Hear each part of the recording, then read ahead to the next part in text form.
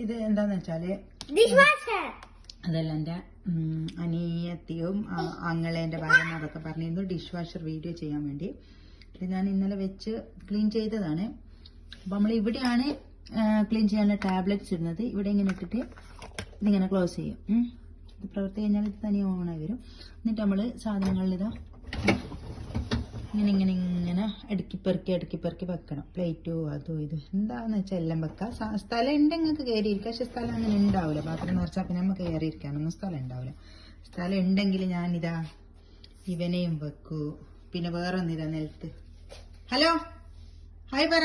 ഇതാ ഇതിനെല്ലാം വെക്കും. ഓക്കെ. അപ്പൊ നിങ്ങൾക്ക് താഴത്തെ റാക്ക് കാണുന്നല്ലേ.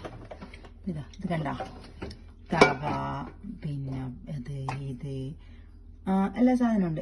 പുതുതായിട്ടില്ല നമ്മളിങ്ങനെ ഗ്ലാസിൻ്റെത് സ്റ്റീല് നോൺ സ്റ്റിക്ക് ഒക്കെ ഇടാം. അലൂമിനിയം ഇട്ടാൽ അതിൻ്റെ ഉള്ളിലൊരു കളറ് വരും. മുട്ട പുഴുങ്ങിയ പോലെ ഒരു കളർ വരും.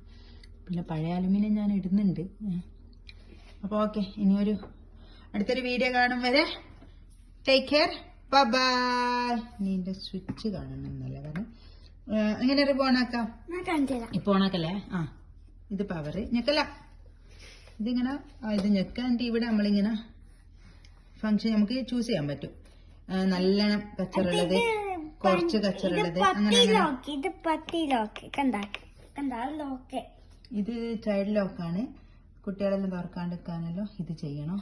പിന്നെ നമുക്ക് സെറ്റ് ചെയ്തിടാൻ പറ്റും. അതായത് ഇപ്പൊ നമുക്ക് ഇപ്പൊ ഒന്ന് ഓണാക്കണ്ടെങ്കിൽ ഇത് ഞെക്കിയിട്ട് നമുക്ക് ഇപ്പൊ ഇന്നലെ രാത്രിയിൽ നിറച്ച് വെച്ച് ഒരു 9 മണിക്കൂർ ഡിലേ ആയിട്ടാണെങ്കിൽ ഇതിങ്ങനെ ഞെക്കിയിട്ട് 9 മണിക്കൂർ എന്നുള്ള ഇവിടെ ആയാലും 9 മണിക്കൂർ അതിൻ്റെ ഓണാവും. നമുക്ക് ഇങ്ങനെ കറണ്ടെല്ലാം ലാഭിക്കാൻ ഇവിടെ ഇപ്പോൾ 10-ന്റെ 3-ന്റെ ഇടയിലാണ് ഇടേണ്ടത്. അപ്പം അങ്ങനെയല്ല ഇത് ചെയ്യാൻ പറ്റും. പിന്നെ ഇത് ഹാഫ് ലോഡേ സാധനം ഉണ്ടെങ്കിൽ ഇത് ഞെക്കിയാൽ അതിനുള്ള ഇതേ പോവും, വെള്ളവും കറണ്ടൊക്കെ പോവും. ഇത് സ്റ്റാർട്ട് എക്സ്ട്രാ ഡ്രൈ ആയി നന്നായി ഉണങ്ങി വരണമെങ്കിൽ ഇത് ഞെക്കണം. പിന്നെ ഇത് സ്റ്റാർട്ട്. അപ്പോൾ ബൈ.